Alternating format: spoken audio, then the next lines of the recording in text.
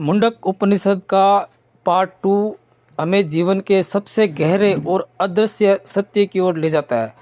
पहले भाग में हमने जाना कि ज्ञान दो प्रकार का होता है। एक बाहरी ज्ञान जो हमें संसार का अनुभव देता है, संसार की जानकारी देता है, और दूसरा आंतरिक ज्ञान जो हमें स्वयं से मिलाता है। अब इस भाग को आंतरिक यात्रा में और गहराई तक ले जाता है। तो आज हम मुंडक उपनिषद का दूसरा भाग को समझेंगे जो हमें आंतरिक यात्रा के बारे में गहराई से समझाएगा।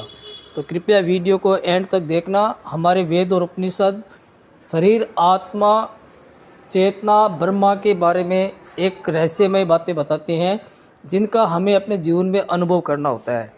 तो आइए सुनते हैं उपनिषद हमें क्या कहते हैं।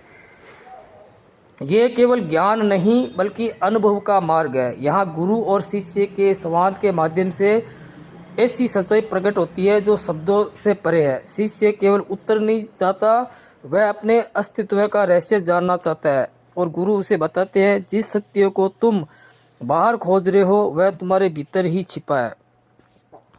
मुंडक उपनिषद बार बार हमें भीतर जाने के लिए प्रेरित करता है क्योंकि सच्चाई बाहर नहीं मिलती। यह भाग हमें यह समझाता है कि जीवन का उद्देश्य केवल जीना ही नहीं है बल्कि हमें उस सत्य को जानना है जो हमें पूर्ण बनाता है। जब तक मनुष्य इस सत्य को नहीं जानता तब तक उसका जीवन अधूरा ही रहता है। उपनिषद के अनुसार हमें अपने अंदर चेतना, आत्मा, ब्रह्मा, उनके बारे में अनुभव किए बिना अगर हमारा जीवन चल रहा है तो हमारा जीवन अधूरा है। हमें अपने भीतर आत्मा, चेतना या ब्रह्मा का अनुभव करना है। यही उपनिषद हमें बार बार कह रहा है। ब्रह्मा का स्वरूप, ब्रह्मा क्या है? यह प्रश्न जितना सरल लगता है उसका उत्तर उतना ही गहरा है। गुरु कहते हैं कि ब्रह्मा वह मूल शक्ति है जिससे पूरा ब्रह्मांड उत्पन्न हुआ है, यानी पूरा ब्रह्मांड ब्रह्मा से उत्पन्न हुआ है। ये हमने शास्त्रों से पढ़कर जाना है कि पूरा संसार ब्रह्मा ने ही प्रकट किया है।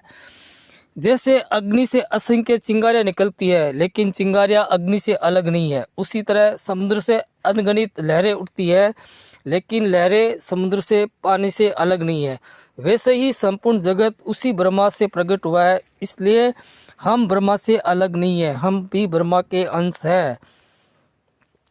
हम भी ब्रह्मा से अलग नहीं है, पर हमें ऐसा लगता है कि हम अलग है क्योंकि हमारा मन और हमारा शरीर दूसरे लोगों से भिन्न है, इसलिए हम अपने आप को अलग समझते हैं। पर हमारा मूल स्वरूप है वो ब्रह्मा से ही उत्पन्न हुआ है, इसलिए हम ब्रह्मा के अंश हैं।